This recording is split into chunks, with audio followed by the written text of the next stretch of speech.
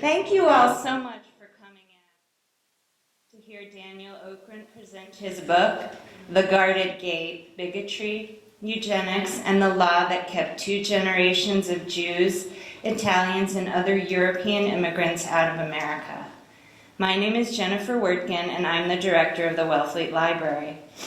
Any book we discuss that has anything to do with immigration policy is going to bring up obvious parallels to what is happening today, beginning with travel bans and leading to the unconscionable situation at the border. Our current administration is behaving in ways that harken back to our most draconian immigration policies that target certain ethnicities for exclusion. Daniel's book, however, is not about today's immigration situation. It is about a time at the beginning of the 20th century when eugenics science was used to keep certain ethnicities, in this case Jews, Italians, and others, out of the U.S. Eugenics gave bigotry a certain kind of gentleman's credibility that allowed for many unspeakable acts, in this case denying immigration. What surprised me about this book was how the eugenics discussion just existed rather matter-of-factly out in the open among the elite. I was aware of it having gone to law school and reading Oliver Wendell Holmes' decision in Buck v. Bell, where it was held that compulsory sterilization of persons deemed unfit in various ways did not violate the 14th Amendment. Holmes famously wrote, "3 generations of imbeciles are enough." I remember thinking at the time that the opinion was shocking and an outlier, but in The Guarded Gate, I see that it is anything but. Eugenics wasn't even considered radical, but using it as the basis for the most restrictive immigration law in history, this took some serious engineering. And with meticulous research and loads of primary sources, Daniel shows us how this engineering came about. The other day I wrote Dan telling him that I loved his book, although I am not sure that love is the word you use to describe a work about anti-immigration policies and eugenics. It's not exactly feel-good, but it is a tremendously interesting book. One of the things that makes this book so compulsively readable are the stories about the individuals, some of whom you may recognize, most not, who promoted the pseudoscientific claims of eugenics. It's a book about these people, all of them elite or powerful, as much as it is about history, and it's fascinating. But back to today. In her review for the New York Times, Linda Gordon wrote, "In a vivid new book by Daniel Okrent, jam-packed with appalling examples, most readers will be unable to miss this book's implications for present-day anti-immigration sentiment. Bigotry, its targets are fungible, but it typically blames disadvantaged groups for problems more often created by privileged groups. It is a stream that has sometimes been forced underground, and some argue that polite, whispered racism is as bad as the loud kind. Okrent's history belies this argument. Quiet bigotry should be condemned, but when it is shouted and legitimated by people with power and influence, it can become deadly." David A. Hollinger from the Washington Post wrote, "When Congress sharply restricted immigration in 1924, it acted on the basis of ideas about race and heredity known to be false. The story of this triumph of ignorance has been told before, but never more vividly than by Daniel Okrent in a book that appears in another era when well-financed engines of deceit affect immigration policy." Daniel Okrent was the first public editor of the New York Times, editor-at-large at Time, and managing editor of Life magazine. He worked in book publishing as an editor at Knopf and Viking, and was editor-in-chief of general books at Harcourt Brace. He was also a featured commentator on 2 Ken Burns series. He's the author of 6 books, including Last Call, The Rise and Fall of Prohibition, and Great Fortune, the Epic of Rockefeller Center, which was a finalist for the 2004 Pulitzer Prize in History.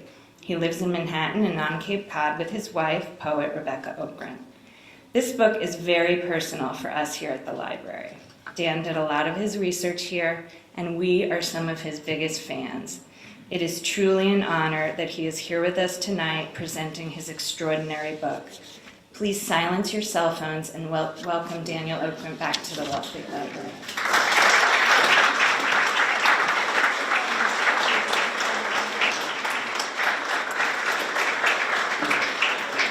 Thank you. Thank you first for coming. I see many familiar faces, many friends here. Thank you for coming. I hope you won't be offended when I say I'm even happier to see people I don't know here, which for an author promoting books is a real rarity. I also do, picking up on what Jennifer just said, I did a lot of work in this library. Those of you who live in Wellfleet know what an extraordinary gem this institution is.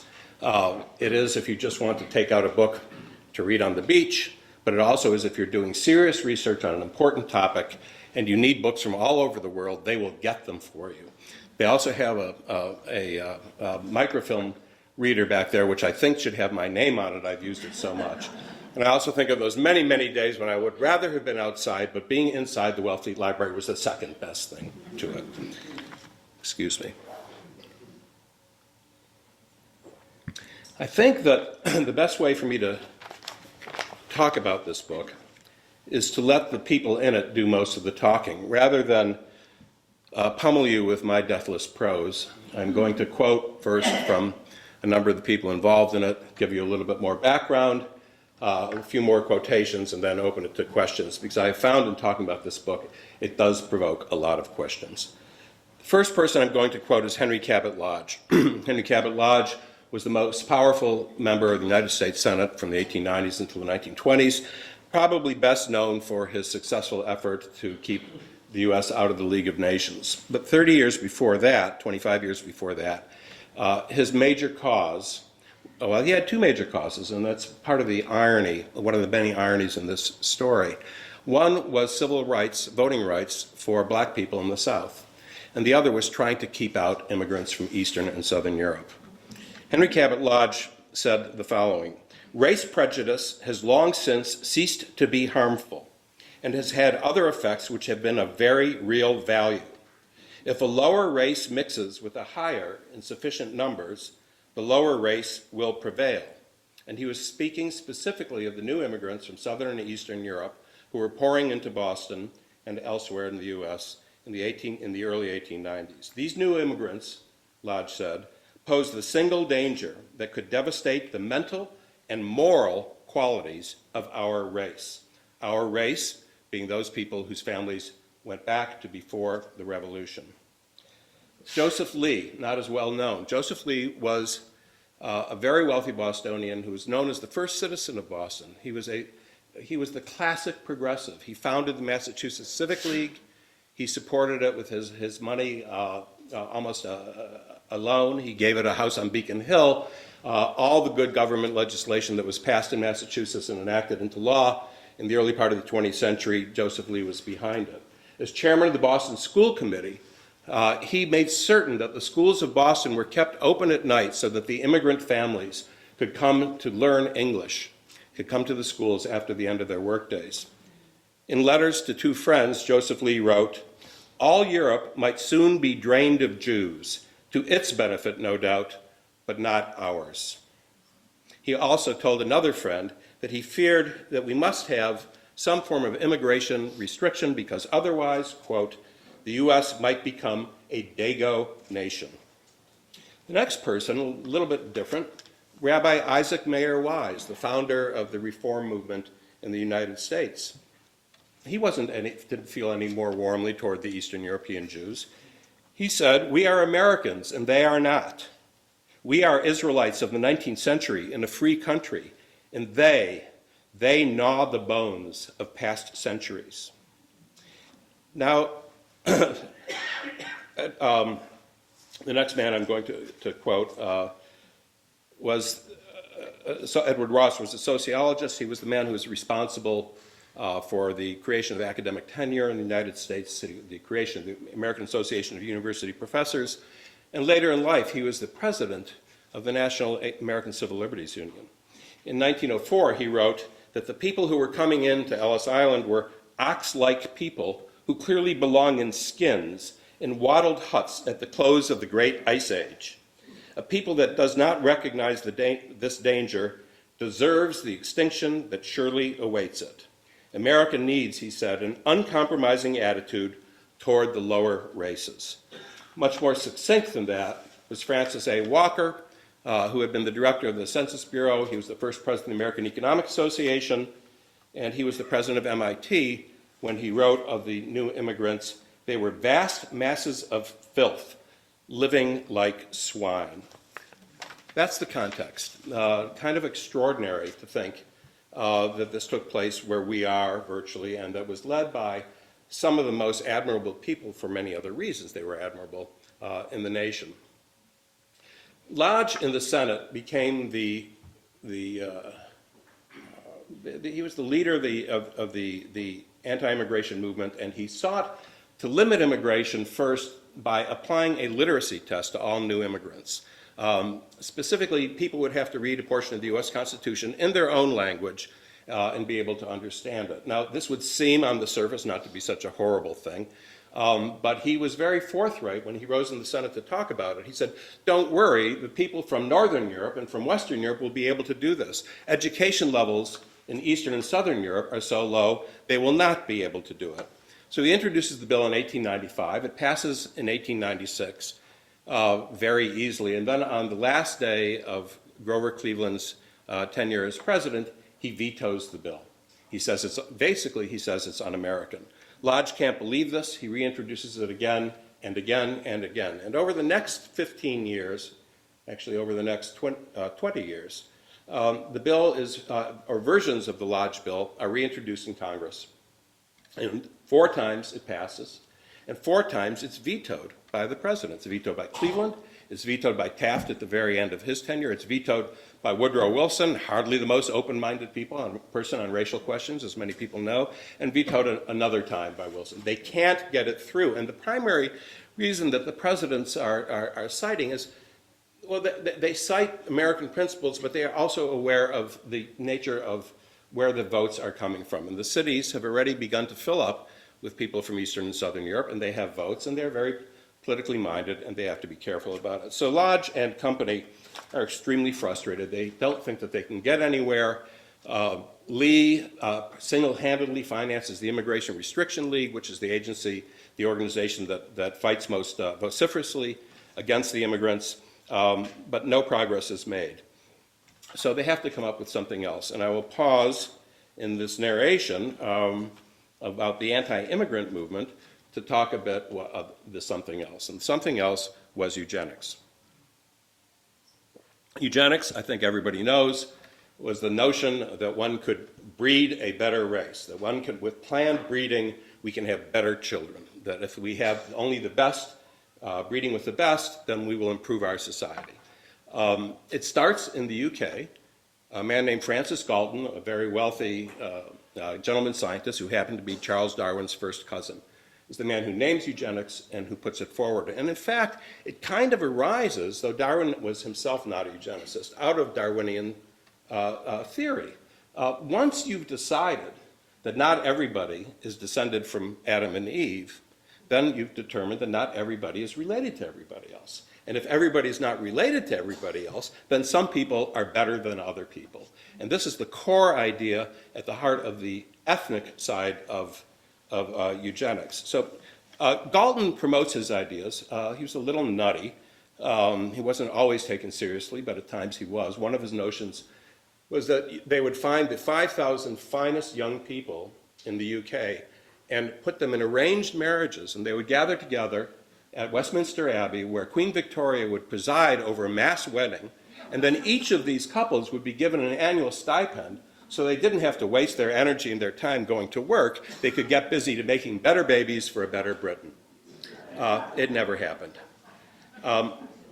In time, his ideas leapt the Atlantic, and they landed in the hands of a man named Charles Davenport, who was the director of what became the Cold Spring Harbor Laboratory on Long Island. Charles Davenport was actually a superb scientist, a very important animal geneticist. The word genetics hadn't been coined yet, but he was widely recognized, an important figure in the field, and he got this notion that maybe you could apply these principles of animal genetics to humans. At the very same time that Gregor Mendel's famous paper on the pea plants is discovered, and where we learn about dominant genes and recessive genes, and if we can keep the bad stuff and the recessive genes out, we'll have better people. Now, this was a kind of a nutty notion, as I've used the word nutty too many times already, and a dangerous notion. For the idea of the Mendelian idea of dominance and recessive has to do with what were called unit characteristics. The most obvious one is color blindness. If you have a couple that mates and they both have the recessive gene for color blindness, you have a 1 in 4 chance that the child will be colorblind. But this idea of the unit characteristic, Davenport, despite the scientist that he was, he applied this to all human characteristics. He applied it to intelligence, first and foremost, but also to morality and various other virtues. He promoted this idea and pursued its development with grants from the Carnegie Institution of Washington and the money of the railroad baron Edward Harriman. His widow, the richest woman in the country, said that she thought improving the quality of the American race was so important she would finance his laboratory. So for several years in Cold Spring Harbor, Davenport and his colleagues would send people out, send usually college students on summer vacation, summer break, out to various institutions and communities across the country and have them do genetic research. Now, what did genetic research consist of? Well, they'd go into a small town in the New Jersey hills and they would find a man and say, you know, are you musical? Are you right-handed? Are you left-handed? What about your father? Well, tell us about your grandfather. I didn't know my grandfather. What's your best guess about your grandfather? And what did you know about the guy next door? Oh, I heard he was a very bad guy, very bad guy. And this was actually, they gathered information on over 1 million Americans. The information was kept in a fireproof safe on their grounds. And this was meant to be the core of what was going to be a change in the American population. But importantly, in terms of the immigration issue, Davenport did not make these determinations on the base of race or ethnicity. He did believe that immigration should be limited. We would limit immigration by keeping people who were in some way deficient from entering the country. But it was individuals. The deficiencies, what were they? They were epilepsy, blindness, deafness, feeble-mindedness, which was the term of the day, alcoholism, criminality, but always, as much as we might not like the kind of selection that he was making or that he was proposing, it would be based on the individual. However, this changes. And as a prelude to the change, I will read a statement from William Bateson, the man who invented the term genetics, who said in 1905, "When power is discovered, man always turns to it. The science of heredity will soon provide power on a stupendous scale, and in some country, at some time not perhaps far distant, that power will be applied to control the composition of a nation." And 10 years after that, a book is published in New York by Charles Scribner's son, my publisher, called The Passing of the Great Race by a man named Madison Grant. Madison Grant was the leading environmentalist of his time, maybe the first really important American environmentalist other than perhaps Teddy Roosevelt, who had his own interesting ideas about immigration. Madison Grant single-handedly saved the redwoods of Northern California. Madison Grant was the founder of the Bronx Zoo. He was a leader in a variety of reform movements in New York. And he was also a man of such profound bigotry that he even complained about the taxidermists who, in stuffing his moose heads to put on the wall, gave them a Jewish cast of nose, quote, close quote.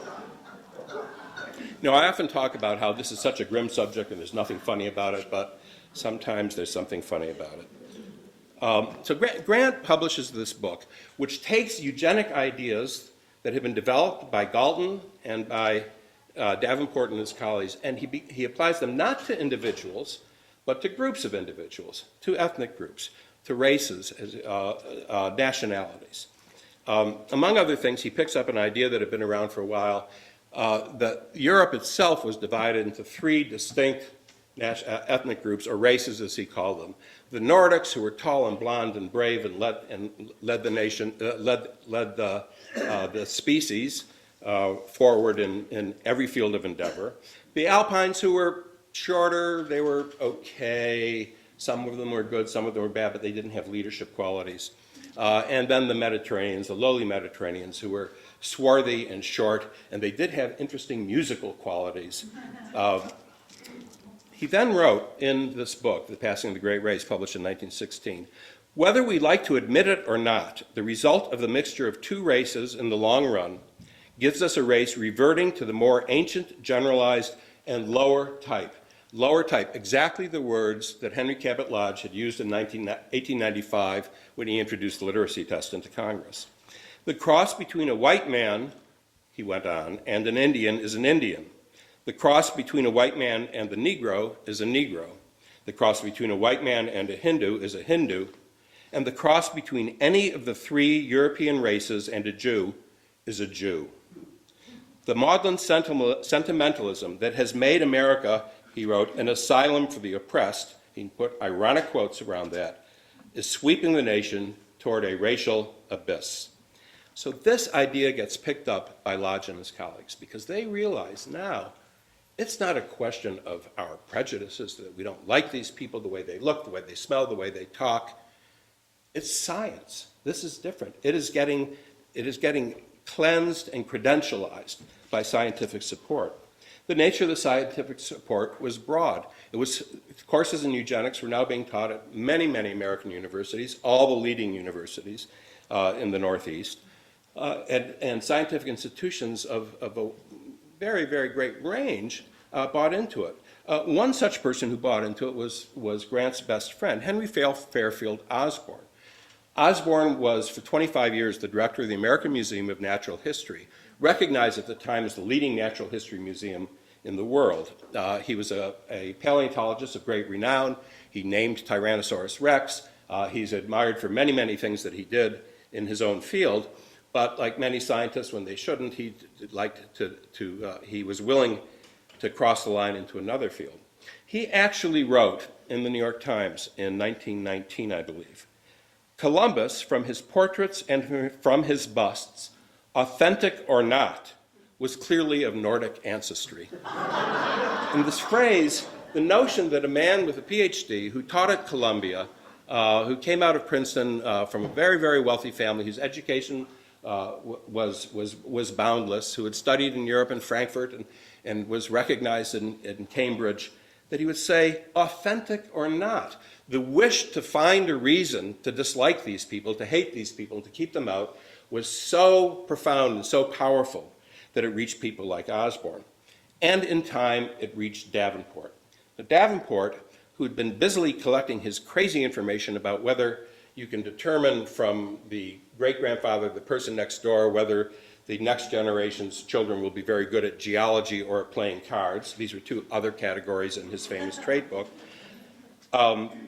He said in 1920, and this will be very, very familiar, he asked, can we build a wall high enough around this country so as to keep out these cheaper races, or it will only be a feeble dam which will make the flood all the worse when it breaks? In 1921, in Good Housekeeping magazine, hardly a scientific publication of great note, an article appears that makes the following statement. It would be suicidal for us to let down the bars for the inflowing of cheap manhood. There are racial considerations too grave to be brushed aside for any sentimental reasons. Biological laws, this writer says, biological laws tell us that certain divergent people will not mix or blend. The dead weight of alien accretion is stifling national progress. That was written by Calvin Coolidge 1 month before he was sworn in as Vice President of the U.S. 2 years later, in his message to Congress, annual message to Congress, he called for immigration legislation that would stop the flood of these people, the dead weight of the alien accretion. And in 1924, the law was passed, credentialed by science and by the Academy, opposed largely by politicians from the urban centers where there were large ethnic populations. But even there, the eugenic idea had become so powerful, so irresistible, that even someone like Fiorello LaGuardia, who represented the most ethnically mixed congressional district in the nation, who was himself half Italian and half Jewish. He said, no, we have to let these people in, but let's keep the Asians out. They don't mix with us. And he was not alone in saying this. The consequence was a law that established quotas, and I really have to always take a sip before I talk about this one because it's so hard to believe. Established quotas for people to come, for immigrants coming from every country in the world, really. The quotas were meant to be based on the percentage of the people from that country that were already in the U.S. So that would be the percentage of the immigrant population that would be allowed in. So if 10% of the immigrants were from country A, if 10% of the current population, the U.S. population was from country A, then 10% of the immigrants could be from country A. And if country B was only 3%, then only 3%. Well, it's kind of a lousy idea because do we choose immigrants on the basis of their nationality? I don't think so. We know of somebody in Washington who thinks so. We don't think so. And a lot of people didn't think so then. But the people who managed the legislation, the successors to Lodge, they thought it was a great idea. So they went to look at the census. This is in 1924. They look at the 1920 census, but no, a lot of these people have been coming in recent years. They look at the 1910 census. They look at the 1900 census. And then for 1924, they use as the standard the 1890 census, the census that was conducted before the large immigration from Eastern and Southern Europe began. The consequence of this was that the Italians, 220,000 Italians on average, had been coming into the U.S. in the non-war years leading up to 1924. With 220,000, the new quota was fewer than 6,000. For Jews, 95,000 had been coming. Eastern European Jews, fewer than 5,000. For the Greeks hadn't been they were hardly here in 1890. There had been Jewish immigration, there had been Italian immigration, but the large Greek immigration begins after 1900, largely the result of economic conditions and also the war between the Turks and the Greeks. The Greek quota put in 1924 was 100 a year. If there are Greeks here, if you have Greek friends, you can say, I bet I know when your people came, because it had to be before 1924. So this law stays around for 41 years, till 1965, when Lyndon Johnson signs the Hart-Celler Act, which repeals the law and changes the immigration statutes so that there's no limitation other than numbers on who is coming into this country. And as he signed that law on Liberty Island, he said that we're standing here next to this great symbol of our American liberty, and we can look at the sun shining overhead, and we can see that the future of immigration to America is as bright as that wonderful sun. That's the last sentence of my book. It's ironic. Thank you very much.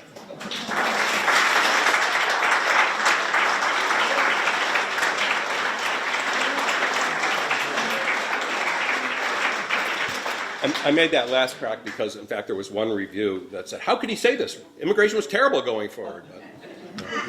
Reviewers are reviewers. Anyway, questions, comments, brickbats, whatever. Sir? Should we be surprised about Trump given, we should be surprised about Trump for so many reasons. Actually, there's no question that the anti-immigrant feeling has run through the entire history of the Republic. It's a cyclic thing. In 1753, a newspaper editor in Pennsylvania wrote about the Germans who were coming to the Pennsylvania colony, and they were not only going to be destroying the colony, they were destroying the English language. That was Benjamin Franklin. We find that we like immigrants in economic times when there's a great need for cheap labor, and we don't like them when there's when economic times are tough. So you see this cycle move like a sine wave through American history. During the Civil War, Abraham Lincoln actually put forth legislation, and it was passed and enacted into law, that what subsidized people who were bringing people from Europe, because the mining industry and the timber industry needed cheap labor so much. Who opposed immigration as much as these people, the Boston Brahmins I mentioned, the labor movement. They did then, and to a large degree, many continue to. So you see it coming and going, and we're in that horrible moment of it's back. So no surprise. But the good news is it's always been a cycle, so maybe this too will pass. Yes, sir. Were the people on Ellis Island asking people what their religion is to identify Jews? The question was, were people on Ellis Island, I presume the immigration officers, asking people what their religion was? Well, in fact, beginning in 1897, yes, Hebrews. Hebrews was the term for a nationality. That stopped after a period, but it became clear that from the lands of the Russian Empire, what later became Poland, Lithuania, well, you know them, Ukraine, and so on and so forth, they didn't need to any longer. And it's not that they were really eager to have a lot of Lithuanians who weren't Jewish either, so it worked effectively. Yeah. Yes? Did your research bring you across conversations between Adolf Hitler and I think it was Davenport or one of these gentlemen about eugenics, and when it was really, he sort of incorporated what was happening here, and he kind of crossed the line with extermination? You know, I thought I should include some of those quotes, but I said, enough quotes already. Not with Davenport. Two things.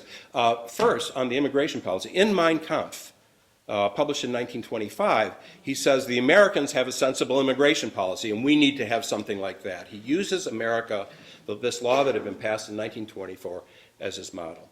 It is known that when he was in Landsberg prison, after the beer hall putsch, that he was reading the German eugenic textbooks. The authors of the German eugenic textbooks were very close scientific allies and colleagues of the Americans.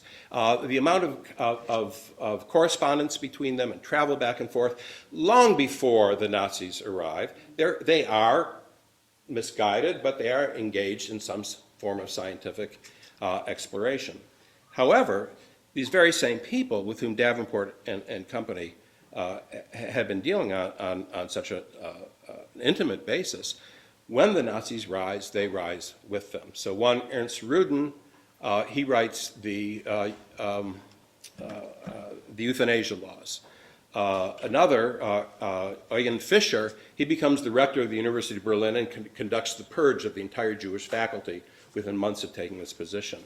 Rudin gets a medal from Hitler. Hitler rises in 1934 in front of a meeting of German scientists and doctors and said, "Without you, I cannot succeed. You are necessary to my program," and they were necessary to his program. In 1946, at the Nuremberg trials, at the doctor's trial, the first doctor's trial, the defense uses the work of the American scientists, quotes the American scientists, and policies that were put in place here, and say, "See, they were doing it. Well, why are you, charging us with crime?" And as I write in the book, we're familiar with the exculpatory phrase, "I was only following orders." Well, in fact, they were following Americans. Would it have happened without the Americans? Probably, but it certainly didn't. It doesn't warm my heart to think that we were involved in it. Yeah. So you're quite clear about the dominant Anglo-Saxon point of view about the Southern Europeans. But what was the point of view of the more recent immigrant groups that were in the United States? Namely the Irish. I'm thinking particularly the Irish, who of course faced a lot of the same rhetoric when they arrived, but by the time the 20th century rolls around, they've got a pretty good foothold in the cities, at least, in American life. So how did they feel about these things? It's really interesting. Henry Cabot Lodge accepted them as being white. He was from Massachusetts. They had a lot of votes. The Irish were in a kind of an odd place. Under Grant's theories, they were Nordic. They were, they're okay with us because it was too late. There was nothing that could be done. The Irish immigration that had begun in such great numbers in the 1840s had reached such large numbers, nothing could be done about it. But it should be said that most of the Irish congressmen representing the urban districts in New York and Boston and Baltimore and Detroit, they were against the 1924 law. They stood with the other immigrants. In fact, the National Liberal Immigration League They had a lobbyist who was also a congressman, James Michael Curley, Boston Zoo. Yeah. Yes? Do we have any quotas now? If so, are they different than before when Trump was elected? I'm not an expert on current law. I do not believe there are nationality quotas. Now, do we know that our current president is wanting to impose nationality standards? Yes, obviously. He doesn't want people from shithole countries, he says. That's his term for Africa. He doesn't want people from Central America because they're rapists and murderers. He doesn't want people from the Muslim countries because they're terrorists. Take away the bogus reasons, and what he's really saying is we don't want people of this type. So it's the same idea, but without specific quotas, as I understand. Yes? Don't you think it's more about the color than the type? That the Republicans, the white Republicans, are in fear of their lives in the end, in the long run, of their political lives, because these people are going to come, they're going to be here, they're going to vote, just like those Irish did. And they are looking at a future where this country is going to be majority not white. Does that make sense? Yes, you know as much about it as I do. And I don't want to represent the Republican view, okay? Yes. You've been talking more about the influx of immigration from Europe into the East Coast, and you did make one mention to Asian immigration, but again, that was also a very fraught story with, for instance, like the Chinese coming in to work on the railroad, Chinese men coming in, but no women, because they were not supposed to be Right. here. Yeah, the Chinese, the first really restrictive, racially restrictive Immigration Act is the 1882 Chinese Restriction Act to stop the Chinese from coming in. There is not a law that keeps the Japanese out, but there's an agreement called the Gentleman's Agreement, an interesting term made between the Roosevelt administration and the Japanese government at that time. Yes, we'll allow the Japanese school children in San Francisco to go to white schools if you'll stop the Japanese immigration. This is actually part of the negotiation. In 1922, a man named, his last name Thind, T-H-I-N-D, he was a Bengali from India who had immigrated to the U.S. in 1913, went to school at Berkeley, got his degree. During World War I, he enlisted in the Army. He didn't go overseas, but he had perfectly respectable Army service. He got an honorable discharge and became a citizen. And 2 weeks later, his citizenship was taken away from him because under the Nationality Acts of 1870 and then of 1910, you had to be either white or black to be a citizen in this country, unless you were born here. There was birthright citizenship for Asians who were born here. But the district court said he couldn't have it, and he had it taken away from him. This went to the Supreme Court. And in 1923, in a unanimous decision among the signatories, Louis Brandeis and Oliver Wendell Holmes, they held up this law, and the man's citizenship was taken away. He finally got it back in 1936. So, yes, the racial discrimination is profound, extensive, and inherent. Yeah. Someone else?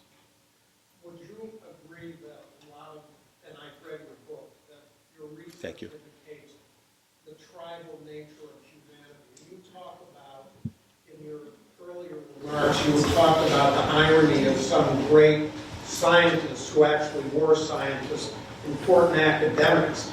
One person that you curiously left out is Eleanor Roosevelt. I thought you were going to say Margaret Sanger. I knew it was going to be one of the two. Margaret Sanger, but Eleanor Roosevelt in your book is quoted as having some pretty horrendous anti-Semitic commentary, and we know what Franklin did during the Second World War about restricting immigrants from Europe, Jewish immigrants. So do you think part of the danger we face now is that you have people who still support these kinds of anti-immigration policies, but also the dangerous nature of tribalism, people who otherwise we would consider respectable, well-educated, et cetera, et cetera. Well, You have many examples. Yeah, I mean, I just to clarify about Eleanor Roosevelt, I I do quote two comments that she made in letters to her mother-in-law when she was 33 years old, and her husband at the time was the Assistant Secretary of the Navy.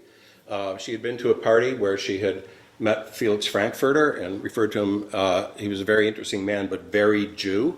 And then she went to another party and said, I never want to go to I would rather be hanged than to go to another Jew party and hear all that talk about money, furs, and sables. Jewels and sables. And I use that in the book because we know Eleanor Roosevelt. She changed, but I use it as an example to show how this was normative. Among the Eastern upper classes, anti-Semitism was absolutely normative. Now, they did have alliances with the German Jews, like Isaac Mayer Wise represented, with the Schiffs and the Warburgs, and so on. They really hated Italians much more than they hated Jews because they had met Jews who had civilized themselves. They had met Jews who knew which fork to use. The Italians they knew were fruit peddlers. They were bootblacks. The Washington Post campaign against Italian immigrants in 1906 is really horrifying. Now, none of that answered your question. I just wanted to be clear about Eleanor Roosevelt so she didn't leave with an unfair reputation. I think that, this book was interesting to work on. It was not fun. I had these people living in my head for 5 years. They were living in my wife's head. There are a lot of people in this room who heard me talking about these people many, many times. I can't come away without the feeling that it seems to be inherent in the species that we have to have somebody to look down on. That whatever group you're in, however low you may be, you're going to find somebody lower. And if you're really high, and everybody's beneath you. Now, obviously this doesn't apply to anybody in this room. But it does seem to be, this goes back to that point that I made about Darwin and the end of the creationist view in the scientific community. There are differences. If there are differences, there are distinctions, and there are distinctions of grade as well as type. Seems to be. You had your time. You're back. Thank you. That makes me wonder, is there something built in to humans that were that tribal and with that us and them, and it makes me wonder about other animals, apes, chimps, they seem very territorial and very us and them also. I presume you're right. I know nothing about it. Really, nothing about it. And I'm not even going to fake it this time. Yes, sir. Would there be a connection with the execution of Sacco and Vanzetti with the immigration law? Absolutely. The Brahmin aristocracy, and many of my best friends are Brahmins and they're in the room, and I'm not using it as a pejorative, but actually this is interesting. The term that the men of the Immigration Restriction League and Madison Grant and Osborn used to describe themselves was Native Americans. It's an interesting switcheroo. The increase in radicalism from Eastern and Southern European immigrants was used very much as a weapon by the anti-immigrationists. See, they're bombers and they're murderers. And, you look at the names of the people who were, Debs was an exception. Debs was he was no hero on ethnic issues, I should say. But it's Emma Goldman and Alexander Berkman, and it's Sacco and Vanzetti, and it's, the Lawrence strike was led by Italians. So it fit very neatly into the pre-existing prejudice. Yeah. Yes. I just wanted to go back to your point about what's inherent in our species, and if you look at even our last century, that we've always been in, you have what happened in Rwanda, what happened in Bosnia. This was same races at each other, making one less than the other, which was able to make people who were part of the same family kill each other. Right, and this, So I think you're absolutely right. Right. And I fear that too, that there is something in all of us that we have to always put in check. I think you're right. Yes. Did it surprise you when Time magazine referred to Scalia as white? Did it surprise me when Time magazine referred to Scalia as white when he died? I didn't notice it. That's interesting. Yes. This is just sort of a corollary to some of the issues with immigration, and I'm not clear on the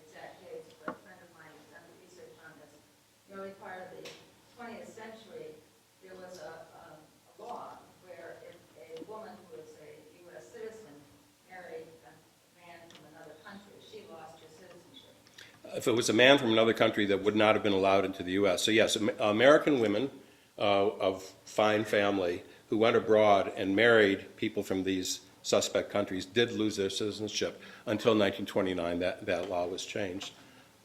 There's one case in Alabama, let's see if I can get this right, from the same period where a black man married a woman from Sicily. And this was a violation of the miscegenation laws. And the black man who was charged with this criminal offense was acquitted because they could not prove that a woman from Sicily was white. Yes. It was interesting, I thought, when you wrote about Franz Boas, who was one of the people, Osborn's good friend and associate, who spoke out against this. He was one of the few, right? Right. Franz Boas, the great anthropologist, was the leading intellectual and academic voice against the eugenic movement, tirelessly, from its beginning until his end. In fact, he died in 1940 at a conference at Columbia where he was talking about race when he keeled over in his chair and died. Boas published widely, spoke widely, and was widely discredited. He was widely discredited partly because he did make some charges. There was reason to suspect at the beginning of World War I, before the U.S. was in the war, Boas, himself a German immigrant, was pro-German, and that was used against him. And then what was used against him, this relates to Madison Grant. Grant said, well, of course he says that he's a Jew. How can we trust him? And that leads me to really the single most shocking thing, I think, that I discovered in doing my research. I think I said that Grant's book was published by Scribner, my publisher. His editor was Maxwell Perkins, the great Maxwell Perkins, editor of Fitzgerald, Hemingway, Thomas Wolfe. Nowhere in Scott Berg's biography of Perkins is this mentioned. And when I published something about this in the Times, and Berg wrote a letter to the editor, he said, oh, it was just once, and he didn't really believe in it, and he was doing somebody a favor. Well, in fact, he published versions of Grant's book and several other eugenicist books over a period of many years.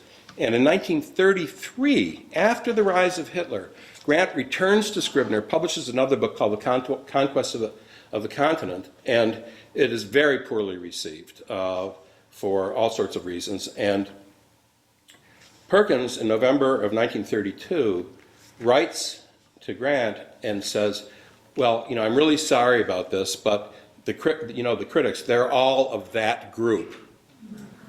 They're all of that group who wouldn't like your book. 4 months later, he writes, in March of 1933, he writes to Grant, the book will do much better with the critics in the UK, where it was about to be published, because the Jews are less powerful there. Maxwell Perkins. But again, I think he's part of the same normative world that I was discussing before. I think we've got time for 2 more questions. Yes? We're the last white majority generation. The next generation is going to be non-white. Do you expect any changes?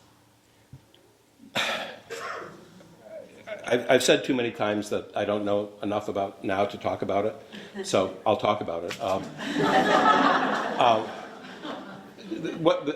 The changes that will come to this country when there is a non-white voting majority are going to be profound and extensive, and they're going to reach way beyond issues of immigration.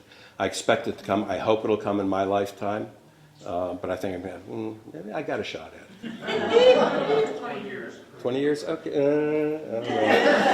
I better lose some weight if I want to be around for that moment. Okay, one last question. Yes.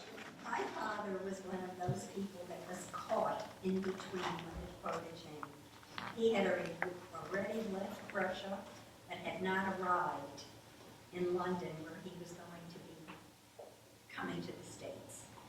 And we have learned in our family through research that we've done about the wonderful steamship companies that put all of these immigrants, who like my dad, were stranded. His family was supposed to follow the following week. They never came. 17 years old and alone. And they put them up in this great camp in Southampton. My father was with the Grace Lines, but all of the other steamship companies joined. Dormitories, fed them, drama groups, teams to play on 3 years. So, And then he made it in? Yes, Okay. we're here. Oh, there you are. Because my guess is, and I think that this is probably the case of many people of both Italian and Eastern European Jewish extraction in the room, after 1924, a lot of them went to Brazil and Argentina. I have Argentinian and Brazilian cousins. My grandfather got in before 1924. His siblings and cousins did not. They went to where they could.